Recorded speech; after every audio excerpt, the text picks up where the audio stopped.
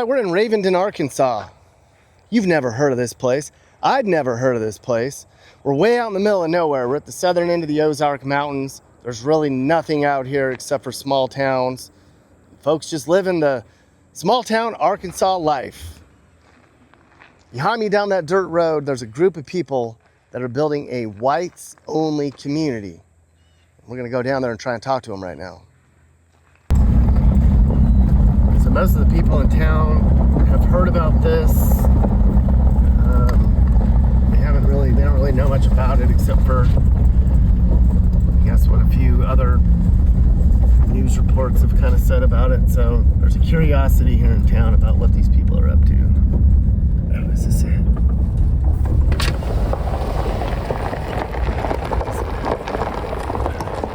think we're here. Yeah, we're at the end of the dirt road. We're not at the end of it. We're out here in the middle of nowhere. There's actually some other houses up here. I'm gonna go up and find out what's going on.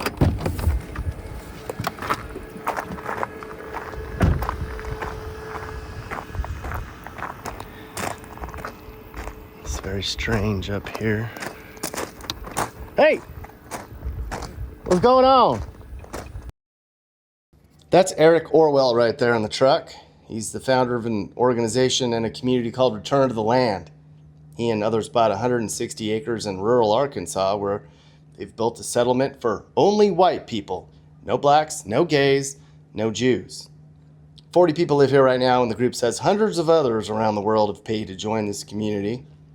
They all plan on building a house right here and living among only white people with traditional values. They call this a homestead. They aren't very far along yet. They say it's like living off the land, but without the inconveniences of being next to people that aren't like you. Of course, this is controversial. That's why we came. One group called this the most established white supremacist community in the USA. So we spent today here to learn more about who they are and why they're doing this. All right, so Eric, talk to me. What is this place? What is your vision? Why did you do this? Sure, yeah. So this is our first community with Return to the Land. We've been at it for about 2 years, and we wanted to have the ability to choose who our neighbors are so that we can have a safe community where we feel comfortable raising our kids, and that also has continuity with our cultural heritage as white Americans. Many people are kind of offended by that, but we believe that all people should have a right to freely associate and self-govern. You know, there are black communities out there. There are obviously Jewish communities. Most other ethnicities, they have countries for themselves, you know, like Liberia, that's a country for black Africans in Liberia. Nigeria, the same kind of thing. Like in China, it's a country for Chinese people. And that used to be how this country was. You know, it was founded by white Europeans for white Europeans. Now, we're guilty of all sorts of historical injustice, but all peoples are, really. And I think an unfair emphasis on the negative aspects of white American history has led people to basically reject our people. But I don't have any other people that I belong to. That's who I am. You know, I'm not Norwegian or German or English or anything else. I'm a white American. That's what my ancestors were. And that's how the rest of us kind of felt. And since we do feel like we're under attack, we thought having a community that's for us would be a good way of kind of looking after our interests. So how does it work here? There's people that will say, legally, you're not allowed to discriminate, but you guys have designed this in a way that you can skirt, I guess, fair housing laws or whatever. Like, how does the process work with this community up here? Right. Well, we're an intentional community on private land. We're not engaged in real estate transactions. Hi. And you have the right to do what you want on your own private land. You know, if we were selling lots to the public, then yeah, this would be illegal. But we tried carefully to not violate the Fair Housing Act or Civil Rights Act or any of that. there is a distinction between the private domain and the public domain. In the public domain, the government has the responsibility of enforcing equal rights, equality under the law for its citizens in public commerce and things like that. But in your own private life, on your own private land, if you want to associate with your own ethnic group, your own race, you are free to do that. Many people think it's immoral, but it's also the way the vast majority of people forever have always operated. And so we think that that wasn't wrong, and in general, that it's not wrong to stand up for your own identity and people. So this was undeveloped land when we bought it. So we pooled funds, we founded a company that actually owns the land, and people can buy shares in that company if they're part of our association, Return to the Land. It's a private membership association, and private associations are allowed to be restrictive in whatever way they want because it's in that private domain, not the public domain. So our members who have actually bought into the company here, they're shareholders in the company. And so by extension, then they have rights to use the company's property, namely this land. So one share is tied to a particular piece of this land, and they'll have the right to homestead that 3 acres. We have 3-acre lots here. Well, I'm Peter. I grew up in the Northeast and spent some years in South America, and then I decided I wanted to come to the Ozarks and do some homesteading and buy some land with other people, and that's what I ended up doing. So now I've been here for about 2 years and slowly building up the homestead with the garden and the animals, and other people here on the property are doing the same thing. You've had a lot of attention from this. I'm here, you've had a lot of reporters out here. Yeah. Talk to me about that. Well, the reporters come and they only want to talk about a couple things. They want to talk about racism and the Holocaust. And to me, those are subjects that are very far from what we're doing here. So it's kind of absurd to, some reporter from the UK flies all the way to the US. They're spending thousands of dollars getting their crew over here. They come here to the property. They don't ask us about homesteading and traditional values and those kinds of things. They ask me about the Holocaust and if I think it was good or if it was bad. And it's really absurd. And those are the kinds of questions we get from the press. They repeatedly ask us over and over again, are you racist? And we have the wider organization, Return to the Land, has a lot of requirements for membership. There's a long, detailed list of the type of people that we're looking for. And so the media likes to focus on one or two things and kind of blow it up. So we're getting a lot of press requests and a lot of interviews and a lot of people asking about a couple little things, which is really just a tiny fraction of what we're doing. White, straight, those seem to be the 2 criteria. Why did you focus on that the most?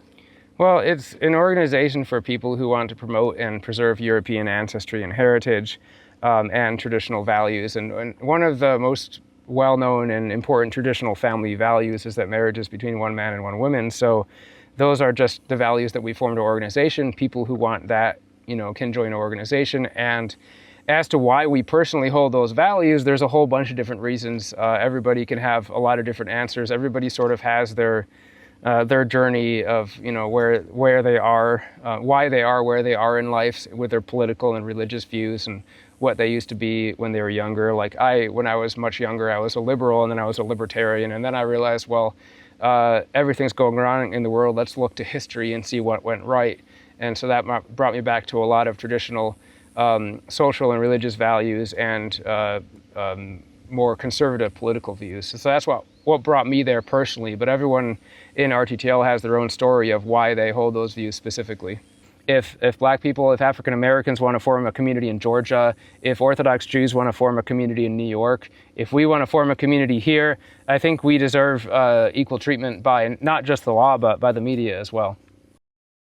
My name's Allison. I'm actually from the area. I'm not far from here. I ended up moving here because I actually met Eric in person and we ended up dating, and so I ended up moving here as a result.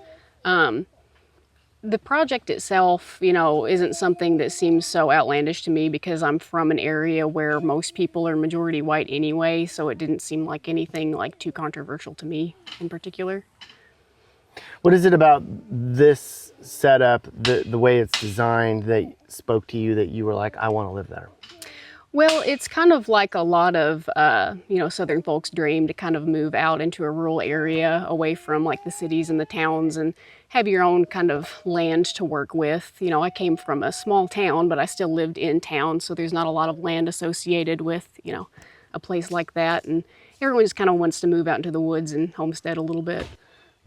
Friends, family, neighbors, coworkers, did anybody have opinions that were not the opinions that you had, that agreed with your decision to move out here based on the controversy involved in Return of the Land?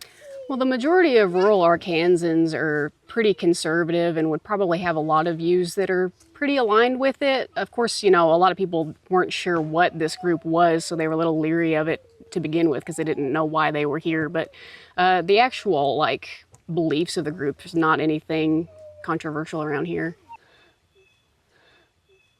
How do you respond to the criticism?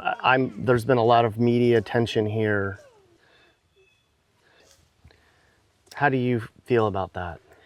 Well, obviously, I don't feel great about it. I think it's mainly kind of a misunderstanding of what's going on here. A lot of people, when they see any white person talking about race, the automatic assumption is that it's racist. White people aren't really allowed to care about their own race because of some, historical issues that kind of lay this, blanket of guilt over our entire ethnic group that prevents us from being able to be proud of any positive thing that we have done in lieu of those other negative things. How long have you lived here? I guess about 6 months. Okay. I was living in Missouri, about 40 minutes away, and sold my house earlier this year. So. Okay, and this is another house being delivered. Do you see this often here? Every once in a while. So, yeah, you can see here on Eric's lot. He had that first. It's kind of like the media house, where the guys are standing. Yeah. That was delivered here, already assembled, and then way back, that was like a build your own building sort of kit. Why is this a great place for you to live and raise your kids? Yeah, well, I love the land here because it's beautiful. I like being rural, away from cities. I just feel a lot more safe. And one of the things I really appreciate about this community in particular is that we have the ability to vet our neighbors. So, for example, I'm from upstate New York. It was a pretty small town, but you can see how the bigger cities are just slowly creeping in. And I feel like here, if you're somewhere else, it might be a good neighborhood, but then in 10 years, you have no idea who's going to be around you. So here we have the framework to keep ourselves, and keep my kids protected from just any random person coming in. So I've asked everybody, and everybody has the same opinion.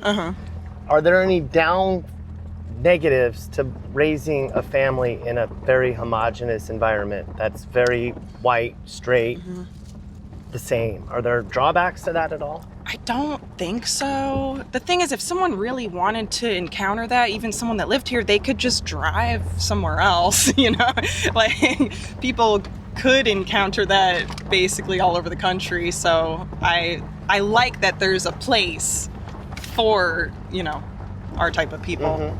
And I also like how when my kids get older, if they're needing advice from someone, I want them to be able to come to adults that have the same viewpoint as me. I'm going to be saying something completely different than how I want to raise them. So the criticism, how do you respond to the negative press? I kind of see us as just people that want to live and for the most part be left alone, or help other families who want to be around like-minded people. So like I said, they have the rest of the country, and I think people that don't want to be like us should form their own communities and live how they want to live as well. That's always been my dream, is just to live out in the woods on my own anyway. So it's okay, this works out perfectly. But yeah, I obviously agree with all of the ideological, I don't know what the word would be. I guess all the ideology that goes along with it. What part of the ideology do you agree with the most? Let's see. Yeah, that's a good question. I would say like preserving European culture. Another thing is I went to conservatory for French horn. So I've always been like very into European music, art, and, you know, like some philosophy too. So I just think it would be a shame if all of that was lost. And I think the more people are mixing and mixing and mixing, it's more likely that cultures are going to be dissolved rather than preserved. And that's probably the controversial part, that other people hear you say that. But yeah, everyone, there are pros and cons to every group of people, every person you meet. So yeah. The only bad thing is that the media, if you Google, you know, Black intentional community, all of the news articles are like, oh, that's great, this is awesome. And then you Google white intentional community and it's all condemnation, which, you know, is a little puzzling. But I think any group that wants to do what we're doing should try to. And it's nice that the guys have found out like the legal framework for that. And they're not, you know, like keeping it secret from everyone. So you think this has staying power? Right, because we're not violating the law, because this is a way that we can be explicit about our values. We don't have to hide. And I think it's a conversation that needs to happen. Should we be allowed to freely associate? Do the rights of groups matter? Or, you know, do we always have to welcome in anyone into our communities, regardless of how we feel about it? It's being pushed all over the Western world. You know, in Ireland, small rural villages, all of a sudden they'll have a bus full of migrants from the Middle East dropped in the middle of their community. They're not necessarily in favor of it, but they have no say. So do we deserve a say in how our communities develop, or is it totally out of our hands? Okay, now we're in downtown Ravenden. We're about 2 miles down the dirt road from the community up there. In downtown Ravenden, as you can see, we're gonna kind of maybe drive around here a little bit and take the town in and see if I can get some opinions from some folks in town about what they think of what's happening in the hills behind town. Have an opinion on that group. And Which group is it? The group that's the all-white community that's being built up the road. I'm not prejudiced, you know. Yeah. I'm not against anybody really, as long as I judge the person, not the color. Yeah. You know, there's white people that's not good. There's black people that's not good. There's some of them both are good. You know. So. Mm-hmm. Yeah. I've been in the military and I've lived with blacks and Mexicans, and you know, and so. Mm-hmm. You know, like there's a lot of good of each one. But there's. What do you think about that all-white outfit up in town? Have you heard about this place? Very little. I mean, this is not it's not here. It's not in our town, not even in our county. Know very little about it. So, you know, they've not bothered me any. So I really don't have a lot of opinion about that, period. Don't seem to cause any disruption or anything. So, and, you know, whatever, I mean, I've never talked to any of them to speak of. So whatever their views in, don't necessarily mean it's the views of this town or even the county they live in. You know what I'm saying? And all due respect to everybody involved. So, What are your thoughts on the community that all-white outfit that's up the road? You know, I've met several of them. They've attended some of our council meetings. That's not in the city, but they've always been very polite and cordial. They've come to a couple of our events, our fall festival event, our fire department fundraiser. They've helped. You know, my opinion on that is it's their land, as long as they're not breaking the law, and they can live by whoever they want to. You know, I mean, if I don't want to live by somebody, I move. But if they're not violating the law, there's really nothing we can do, and would want to do. I mean, if they want to live like they do, that's their prerogative. They may not like the way I live. So I don't have an issue with it, and they have not been an issue for us, law enforcement. I talked to the sheriff in the county that they're in, and He told me they haven't had any issues with him. So there's been a bunch of stink made about them being here, and I don't know how they believe or what they believe. I don't believe everything I read. And if in fact that's the way they are believing, I don't have to agree with them. So how do you decide? You have a screening process, very lengthy, I think I read. What's the screening process like, and how do you determine who gets to buy into the company and who does not? I know white, straight is one of the main criteria. Sure. Like, is that pretty much it?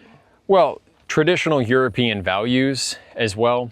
So step one is joining the PMA. You can do that on our website, returntotheland.org. You fill out a questionnaire and then take an interview, and the interviewer will either recommend you or not, and then the board votes whether you should be admitted into the association. And then once you're a member, you can come down and visit, and before you can actually buy into the company here or any other RTTL affiliate company that might exist in the future, you have to meet with us and, for a couple days, stay down here, get to know us. Also pass a background check. So we have an outside company do a criminal background history on people. So, strong values. You have to value and identify with your European heritage. This is like a preservationist project. We believe we're a real people. We believe we deserve to exist, and it's not wrong to care about that. So that's really the number one goal. But it's not just our race, it's also the culture and values that our people have always had. And we believe there's largely continuity between, say the Greek philosophical values, the Christian values, even the Norse pagan values. Europeans have always kind of valued a similar sort of thing. Virtue ethics, freedom, freedom of conscience, freedom of thought, and things like that, monogamy. But like, you're pretty much, if you're not white, you cannot do this. You cannot buy in. Well, I mean, people are free to form associations for other identity groups, and really they do exist. There was a Black intentional community in Georgia, in Freedom, Georgia, and we think that's great. We would encourage people to do things like that. I would like to eventually have an association, like a confederacy of many different identity groups who want to do the same thing. America is a really complex social experiment with a lot of different groups, and sometimes there are conflicts between groups. And I think doing this and saying, we have our own space, you have yours, actually will allow us to get along better. We're not seeing it that way yet, but I think that is a conversation that could be had. And that's always been my politics. Let people organize how they want. We don't all have to be socialists or libertarians or whatever. There's enough space here and enough opportunities for all of us to live according to our own values. What is it about, so you mentioned Freedom, Georgia. There wasn't a lot of, I did not remember hearing backlash from that. No. But with this, there is. Right. Why? Well, I think because white Americans are not recognized as legitimate identity. Black Americans are. The AP style guide says that you should capitalize the B in Black Americans because that's a legitimate ethno-cultural identity group. But you don't capitalize the W in white Americans. And I think it's a double standard. I think it is something that has been brought into our education system for basically a century. Critical theory, the Frankfurt School, critical race theory now. It's all over. Many professors are openly against the white race as a concept. They talk about deconstructing whiteness. And that's all I have. I don't belong to any other group. So they're saying, I don't have a people. And there are many people in that boat. I think we are legitimate people. And I think there's an attack on us specifically because there's a lot to be gained. We were the most powerful country in the world, the most prosperous country in the world, and white Americans were the ones who founded that and who enjoy the benefits of that. And other groups also want those benefits, and so it behooves them to deconstruct our identity. One of the common criticisms seem to be that they speculate and assume that it is an organization of white supremacist, extremist, domestic terrorists, and therefore the government should crack down on it and eliminate us. There have been lots of detailed discussions on Reddit about sending drones over our property and dropping incendiary devices, and that's how liberals think. And I think it's kind of disgusting. But I've read hundreds and hundreds of comments like that on the internet, and it's just like the juxtaposition between what those people are saying and what we're actually doing here. It's, you know, an entire universe apart. So I fully begin to realize just how mentally ill those people are. And that's on the more extreme side of things. And more moderately, people will just say, oh, well, that's racist what you're doing. Generally, people who are reading the media articles about us and believing everything in it and then just kind of going to town with that. Just they don't agree with us politically. They think that what we're doing is wrong for X and Y reason because the news article told them so. And so we get a lot of that. The people that support it are generally saying things like, that's a really great idea what you guys are doing. We've actually got a lot of comments from people that are like, oh, I've wanted to do something like what you're doing for 10 years, but I just never got it off the ground. A lot of people have wanted to do group land buys in intentional communities and just couldn't figure out how to do it for whatever reason, so we've got a lot of that. Also people that just support our views politically and agree with us on what's going wrong with society and why there's so many problems in the world today. And they see our solutions as sort of positive and beneficial ones. And there's also a segment of supporters who are actually politically and socially completely against us, but they support us because they agree with us isolating ourselves in the middle of nowhere and not trying to like have protests in the middle of a city and bothering them. So we actually have supporters who support us, and then we have opponents who support us in that they're happy that we're doing this out here amongst ourselves. They do support the right of everybody to freely associate and form associations and do what they want with their own private property, even if it's people that have opposing political views. So how do you guys do the schools here? Kids are homeschooled? What's the benefit of that? Yes, kids are homeschooled.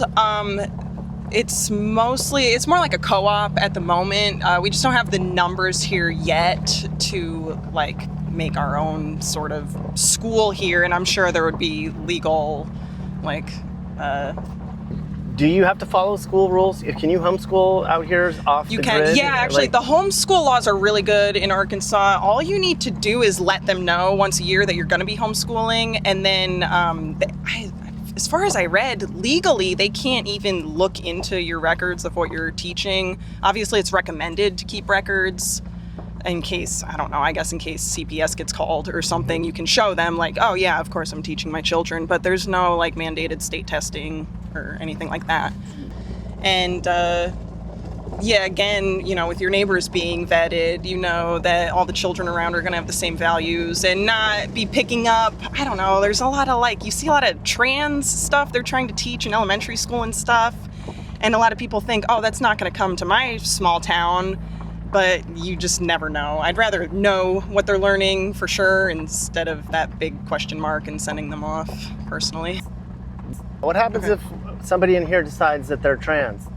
Would you guys throw them out? Do you I don't embrace know. them? I would trust the board, whatever they decided to do, I would support. Yeah. Yeah. Because you can't change your race, but you could change your sexual identification, which is part of the reason you guys are here is because everybody's straight. Yeah. Right. Yeah, I wouldn't want to speak. Yeah, I would ask one of the board members. Yeah. Okay. Uh-huh. All right. But what happens if somebody in the community decides to change their sexual identity? How do you guys handle that? Have you thought about that? Well, I mean, we have thought about it. If someone no longer shares the values that our association is built off of, then they would be disqualified for membership. So if someone owned a share here, they would still own that share and they could still sell it, but we would revoke residency rights. Is that like in the paperwork? Yeah. Like if They sign on to it. Okay. You know. I'm Scott Thomas. I've been out here since really day one, I guess. Came out here on day one. Didn't imagine buying land with these guys. I guess I was kind of a prepper, so I had all my pallets of ammunition and food storage and all this stuff, but I didn't have community, so it was all meaningless. And then when I met with these guys, I was like, oh, I get it now. You know, I have to have this sense of community. So I told the guys, yeah, I'll go in on the land buy with you. 3 weeks later, we bought this place. What is it about living out and with everybody else that you feel like you guys want to live here? It's like only white folks, that kind of thing. Like, why do you feel that you want to live in a community like that? Well, it's more than just being white. So like just the politics, even in small towns. For example, like the local schools are still getting hit hard with propaganda. And I was in Missouri at the time. This is middle of nowhere in Missouri. And school teachers were just teaching the kids stuff I didn't want them to learn. I didn't want them to be exposed to that. So had to get them out. And then this kind of happened at the same time when I was like trying to pull my kids out of the school system, learning how to do homeschool. And then when this opportunity presented itself, I'm like, oh, great. Now I can work with people they're also homeschooling. I can learn from them. And mostly about the kids. Also, yeah, the demographics is the thing too. So that demographics can, change real fast. And so a small town can quickly turn around if a big employer comes in and changes the demographics for you. And have you had situations that you were uncomfortable with gay folks or minorities that you wanted to distance yourself from them and have a white, straight only community?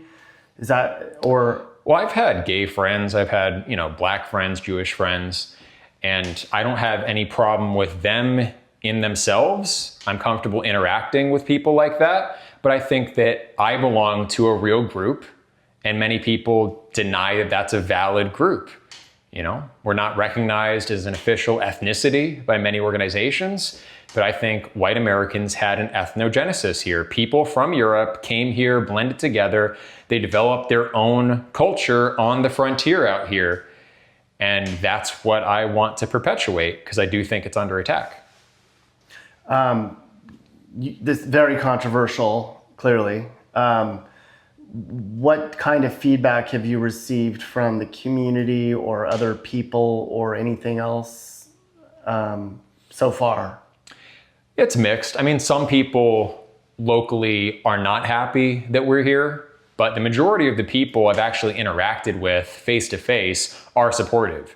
The people who are supportive are not the ones who are going to go online and talk about it on Facebook for obvious reasons. I think the overarching narrative has been white guilt and critical race theory and all of this stuff for so long that people who feel our way have been afraid to speak their minds. But when I meet people face to face, if anyone recognizes me, they always want to shake my hand and they say it's good that I'm doing this. Mm-hmm. Did you pick those Arkansas for a reason? Because it's pretty whitewashed here versus like another state or area that probably wouldn't have been as accepting of this? Is that one of the reasons? Yeah, that's definitely part of it. Also, land costs are lower here than other places. Yeah. It's easier to develop. There aren't as many permitting requirements, zoning regulations, and so forth. Did you vote in the 2024 election? I don't remember. Presidential? I don't think so. I mean, two choices basically the same. Everyone thinks they're different. It's all a psyop, so. What do you mean? Well, I mean, like, it all comes down to the foreign interests that the country is primarily serving. Pretty much everybody in Congress, except for Thomas Massie, has an IPAC lobbyist. And much of United States foreign policy is geared, including the wars that it starts, is geared towards serving the interests of Israel. And so voting for whoever was running on one party versus whoever was running on the other party, on that specific issue, they both have the exact same opinion and will never, ever budge. And there's also a lot of conservatives favor Trump, and he's very popular, and they're certainly very good at generating headlines on all the mass deportations they're doing of immigrants. And if you look at the numbers, it still pales in comparison. Like Barack Obama still was much better at deporting immigrants than Donald Trump was. So it's like, why am I supposed to rally after this guy who says he's doing all these things? When you look at the numbers, it's really kind of pathetic. So then you have to wonder, is it a dog and pony show? And I think it's a massive dog and pony show. There's two options put before us, and they're really good at marketing both the options. So one of the options is going to look really good to the extreme left. The other option is going to look really good to this extreme right, and the moderates just kind of have to choose one or the other. The moderates are always going to choose on the left anyways. And in the end, they're not going to make much of a policy difference. I think in the long run, people should probably get into local politics. People should probably move out to rural areas and start homesteading and just kind of like watch the American culture collapse from the outside. Well, yeah, a lot of people have kind of assumed that about us. You see that in like forums online, and even news articles themselves have asserted that we are Trump supporters, but I don't think anyone out here even really likes Trump. That surprises me a lot. Well, I think the general sentiment is that he's not really necessarily for the American people, and that's kind of important to us. You know, our whole group is about, you know, being an American citizen, being a cultural group associated with America, and you know, he's not necessarily America first. Well, it's all just kind of a power game for people that are not us. You know, it's a group of people who go into that mostly for personal gain and not necessarily for the actual duty of the role. And so we don't really expect those people to actually do what's best for us. Let's say I was Hispanic or Black and I wanted to come interview you. Would you be less open to that? No, I believe in talking with people from anywhere. There's a Black journalist who wants to come down, and I said, yeah, he's welcome to. I would walk him around the same as I'm walking you around. I think, like I said, we can get along better across cultural lines if our own cultures are allowed to exist. But if they're constantly under threat and you can't have your own space, well, then that puts you in a defensive posture. And so being among people who have similar beliefs to you kind of insulates you from, you know, that kind of negativity. And, you know, obviously that's a much more comfortable life to live. Are there any negative things that come from living in just a homogenized community that's just without any diversity at all? I mean, not that I've seen. Most of my life I've lived in, you know, homogenous areas, and there's a lot of good to be said about that. You know, the places that I grew up and that I've experienced that were homogenous were the places that I felt personally the most comfortable. Do you get uncomfortable around other races or gay or alternative lifestyle type communities, people? Not necessarily. It really just kind of depends on the general attitude of those people. You know, I've lived in more multicultural areas where I've interacted with people of various races and, you know, belief systems. And, you know, a lot of them are very good people, you know, people who I, you know, had genuinely good relationships with. And then there were others who really just would never have cared for me simply because I was white or because I had, you know, a certain religious view or something to that effect. So you kind of get... When you get into a situation like that, it's really a mixed bag what you get. Like, is there a way somebody could kick you guys out of here, or? We don't believe so. I mean, it's possible that people could sue us frivolously, or that some kind of government department could find us guilty of this or that and fine us. But like, for example, the Fair Housing Commission, if they find us, a first-time offense is something like $15,000. So that wouldn't force us to sell the property or anything. Of course, you know, anything is possible, especially with lawsuits being the way they are in the US. If someone wants to sue you, there's very little you can do about it. You have to pay for your own defense, and even if you win, you still spent that money. So that lawfare is probably the biggest concern. But if people do that, then we're under threat, and people who are sympathetic with us will be more likely to support us. And I think it'll be more explicit that simply wanting to have a neighborhood for our people, not even the nation, not, you know, a state, just a neighborhood. That's all we're asking for. And if they shut that down through coercive means, you know, lawfare, whatever it is, then that'll send a message. And I think ultimately our cause will be benefited. Intentional communities in general are something that a lot of people are looking to these days, and a lot of people just want to live this way. So why do people want intentional communities so much, you think? Because you have more of a say in who your neighbors are. In most of America right now, most people don't even talk to their neighbors. A lot of people don't even really know their neighbors. Maybe their neighbors are criminals, or there's sketchy stuff going on, or they have loud parties all the time. And those are people who don't really have traditional views on living. So maybe they're just having loud parties all night, every night, or maybe they're addicted to drugs or manufacturing drugs. And it's a lot more enjoyable to live in a neighborhood where nobody's like that. And everyone around you is people you know and you can get along with. And there's still, of course, going to be kind of interpersonal problems, but nowhere near the alienation that you would get living in like a suburban neighborhood where you barely talk to anybody. And I know that's not 100% the case, but in a lot of America, it's definitely a shared experience. People just don't know their neighbors. They don't care about their neighbors. They don't even, people don't move into a neighborhood because of the neighbors anymore. They move in because of like, the house looks cool and they like it and it's the right price, and they don't even talk to the neighbors at all before they move in. And that's kind of strange, you know. Somebody's property back here. What do you call these, lots, properties? Yeah, lots. Lots. Homesteads. So you'll pass someone's setup on the left up here. He doesn't want his filmed. Okay. My name's Patrick. I'm from Michigan, and I'm here. I had wanted to do this independently, homestead, and it was a serendipitous situation. And I was looking in this area because I was basically priced out of Michigan, and the project popped up as I was getting hot dollars in my pocket, and the timing worked out. The feeling was good. All right, you've got this set up here. So this is you down here currently. You're at the end of the lot, end of the property almost-ish. Yep. That's your tent. You made that. You set this up. This is kind of an idea on how you're going to power your... Yeah, I knew I was pretty deep in the property, so I would need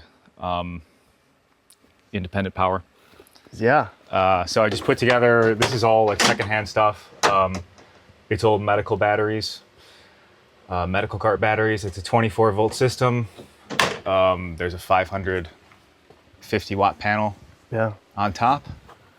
And this is my refrigeration, my tool, battery charging. So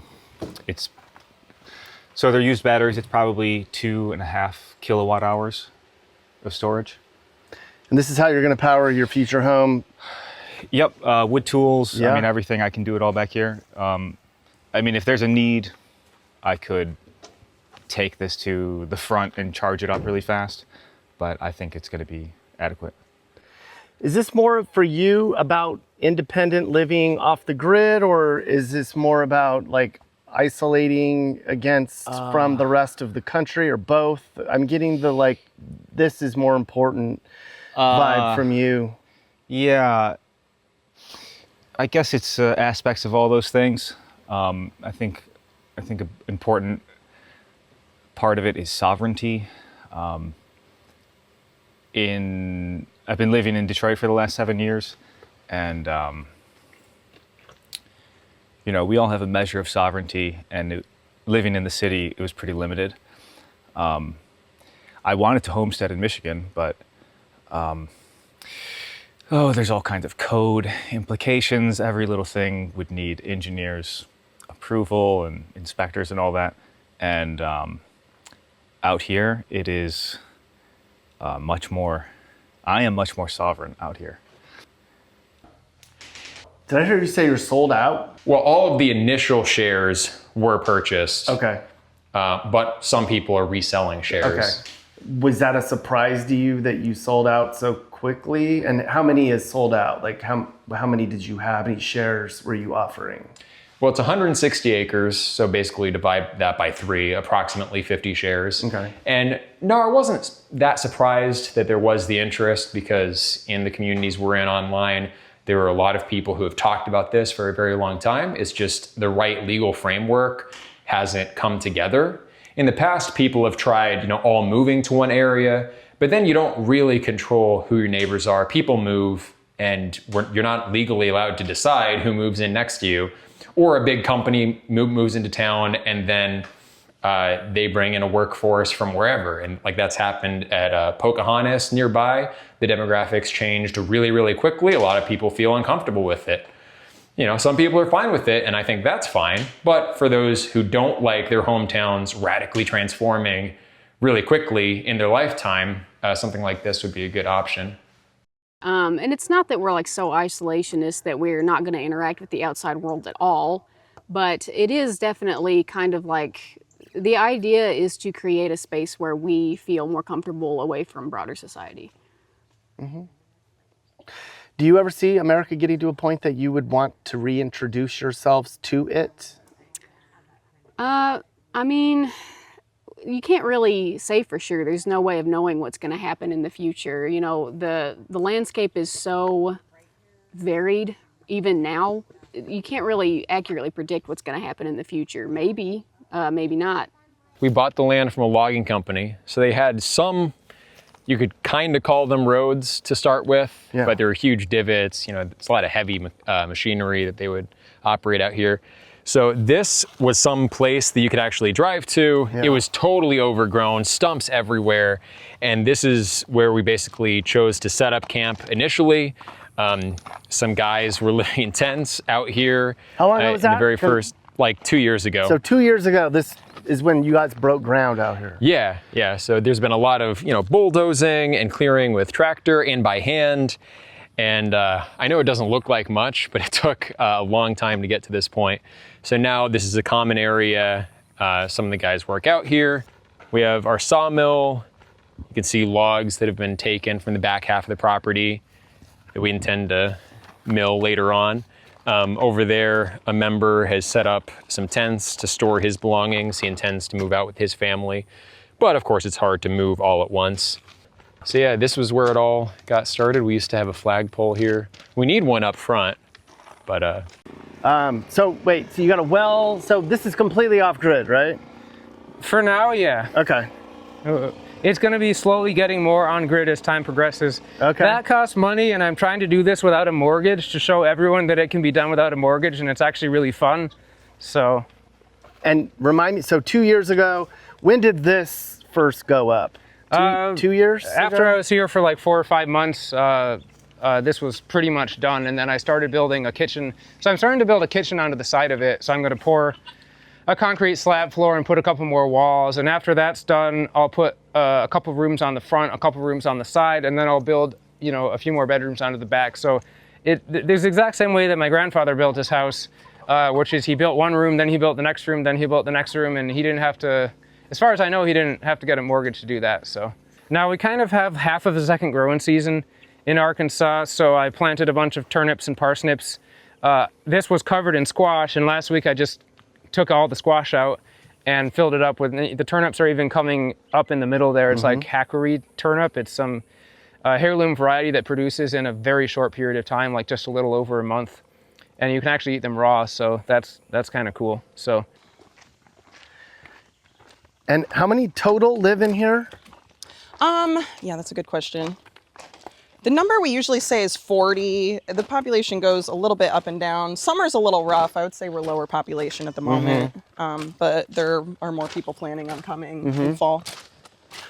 And where are we going right now? There's a goat pen area. What? Yes, I have 9 Nigerian dwarfs. Oh. Yeah, I used to let them out a lot more, but we had a coyote incident, so I let them out to graze, and then, I give them feed and stuff. And this is Lucy, the Great Pyrenees. Hi, Lucy. Yeah. I'll be right back, okay, sweetie? She wanders a lot, so. She have shade? Yeah. Oh. Yeah, she can get back there. Oh. And, we take her out sometimes, too. Is she the goat watcher? Yeah, exactly. So, yeah, she's not, full grown yet. I'll probably have her in with them, and we're going to have better fencing around here, too. So it's a work in progress, but. Okay. Are these for milk or for food? Yeah, they'll be for milk. Oh, my goodness. You want to come out, everybody? Oh, my goodness. Come on out. Come here. This is Acorn. Yeah. She's so cute. Yeah. Good girl. So this goes all the way, since we're in the car, past the ridge. it pretty much ends with the ridge. Okay. Just past it. Yep. How are there people building back there? Yeah. Yeah. In some ways, it's more difficult. In some ways, actually, the wooded areas were easier than up front because you didn't have all of those stumps to deal with, and you didn't have the big ruts from the logging equipment. My name is Peter. I've lived here since August of last year. I mostly just came out here to make friends, essentially. It's kind of my whole thing.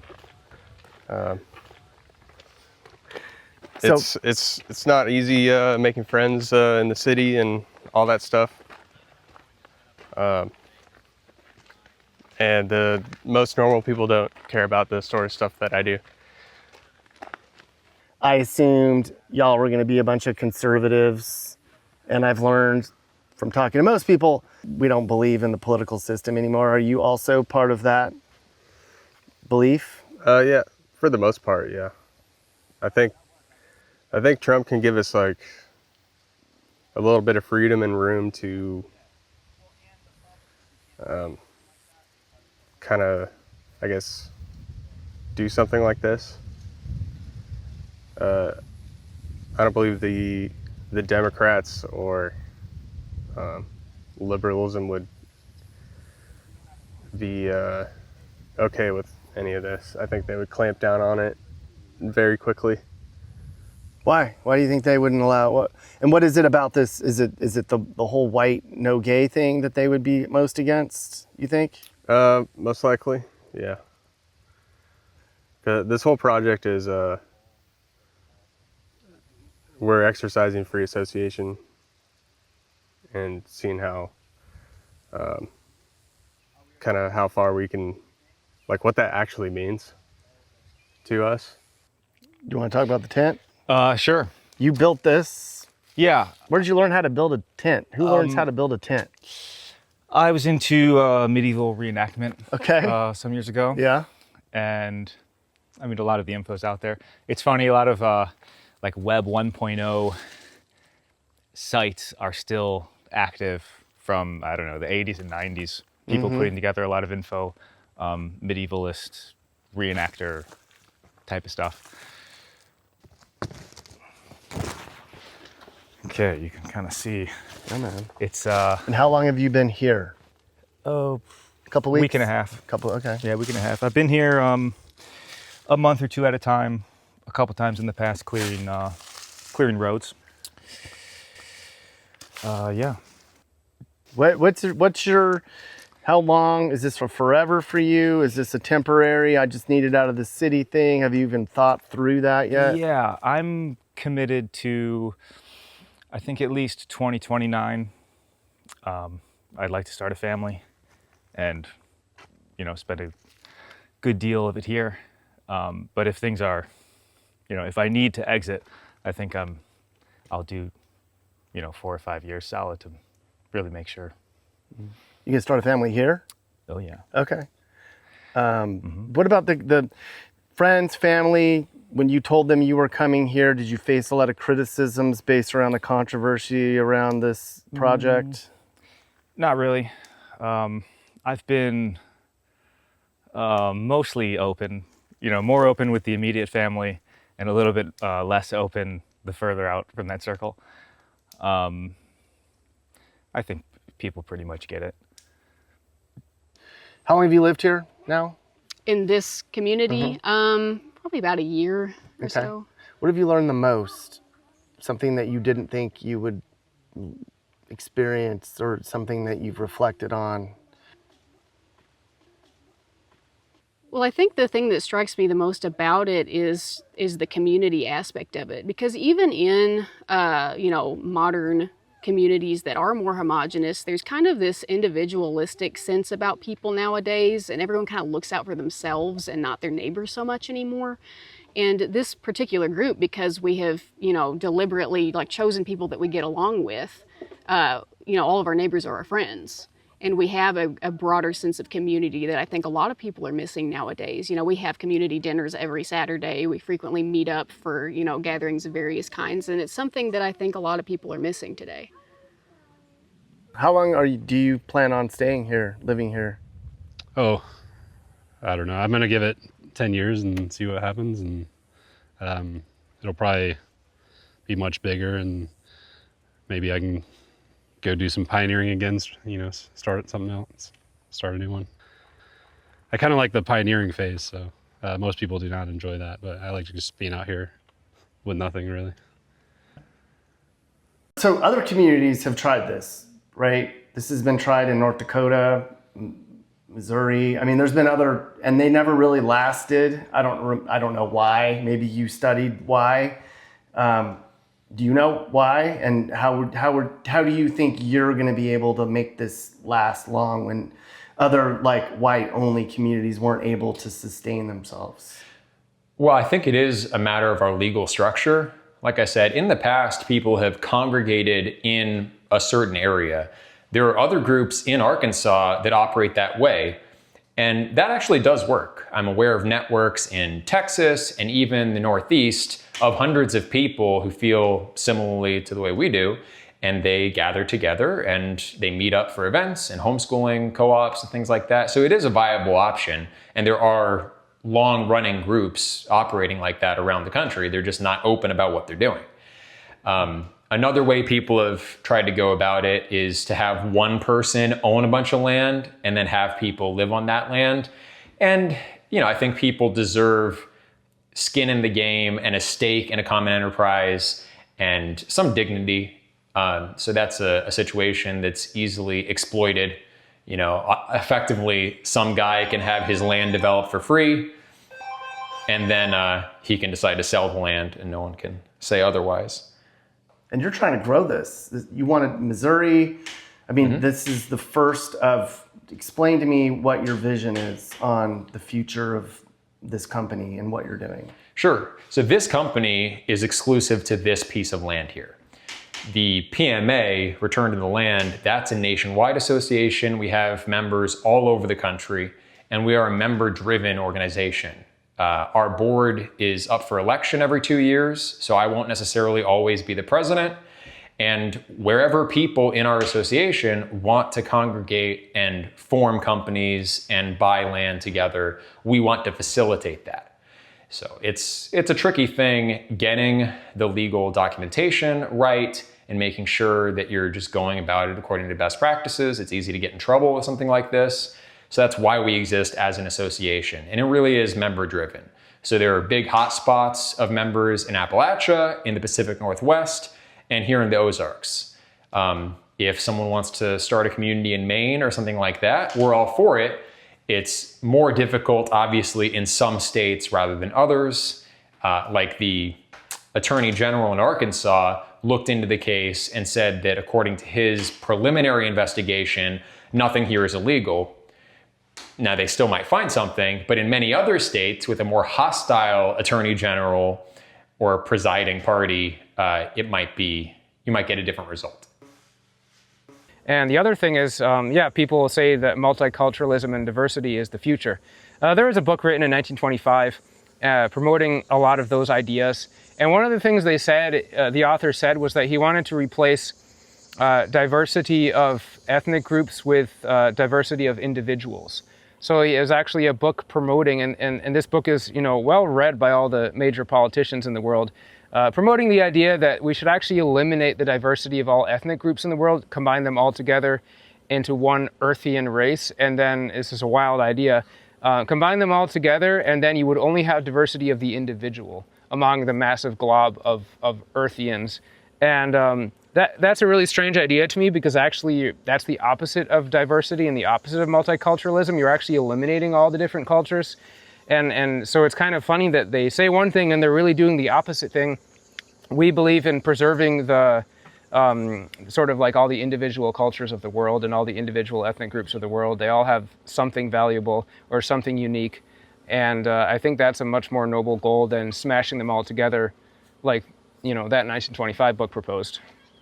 But, even in my lifetime, just like the last decade or so, things have gotten so much more chaotic, I guess. And, I think that's kind of a natural result of just like the advancements in technology and, all of this connectivity between people that, never would have interacted before. It creates whole new dynamics that you have to figure out. And maybe that'll stabilize, maybe it won't. There's really no precedent for it, so there's no way of knowing. They've tried this before in a lot of different ways, and they never seem to last. There's never been like an intentional white community that's ever lasted. Yeah. Why do you think this place is gonna last? I think because of the legal protections that people are going to have here. From my understanding, a lot of stuff in the past was one guy buys a property and then, lets people live there or something. And that's not how it is here. It's much more like on the books, I guess you could say. I don't know. Yeah. Okay. So the country itself was built, right? And then foreigners came in after most of the infrastructure was built, and they're just squatting at this point. At least that's what I think. So you guys are pioneers? I mean, we're doing, that's kind of what it looks like, I'd say. But How long are you gonna be here for? What's your plan? Forever? For the next year? For the next 5? You don't know? Well, probably ideally forever. So I'm not big on picking up and moving. This is the biggest move I've made so far, and it's just over an hour from where I was born. So